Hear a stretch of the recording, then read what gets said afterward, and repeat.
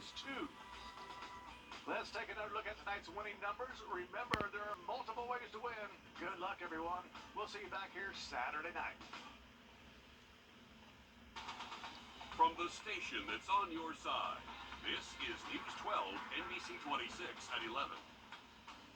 Two women hoping to be South Carolina's next top educator. We're going to take you to tonight's debate to hear why they want the state superintendent job and what they hope to change.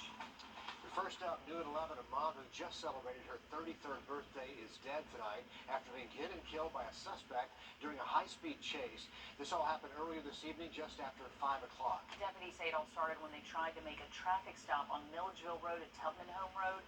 The driver led deputies on a chase, and in the process, the Nissan Rogue they were chasing hit 2 other cars. One of those cars had 33-year-old mom of 2, Ashley Wrdw, behind the wheel. The suspect hit her car at Gordon Highway at Thomas Lane, not too far from Kia of Augusta.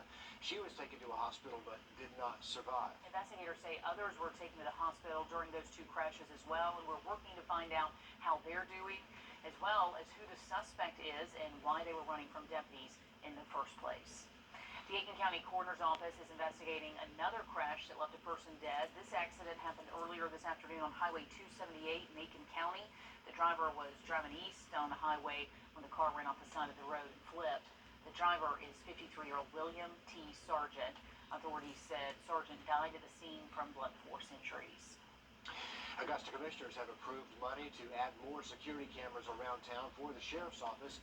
Mayor Davis says the crime in Augusta has been a public health crisis, and this will help. $300,000 in ARP funding will soon be transferred to the sheriff's office.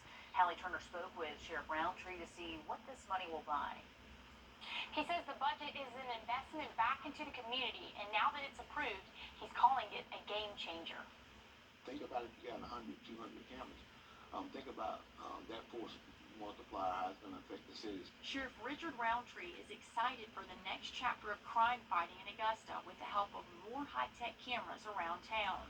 And people now can have some comfort that where a deputy can't be everywhere all the time, that the more and more of these systems that we put in place, that maybe it help deter these criminals in saying that they want to get caught.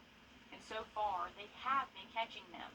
Since they installed 25 flock cameras in May and another 25 in August, the Sheriff's Office says they've been able to solve several crimes they may not have been able to otherwise, including 38 stolen vehicles, a burglary, a sexual assault, 2 armed robberies, an aggravated assault, 2 hit and runs, 2 homicides, and the list goes on. This time, he's investing in mobile cameras. You know, they're not just always just stationary, but we get some mobile ones too. And that's a huge advantage to be able to pick up and move a system to an area who has an uptick in crime. The company behind the cameras is called Flock Safety. They tell us the highly calibrated camera is called the Falcon Flex.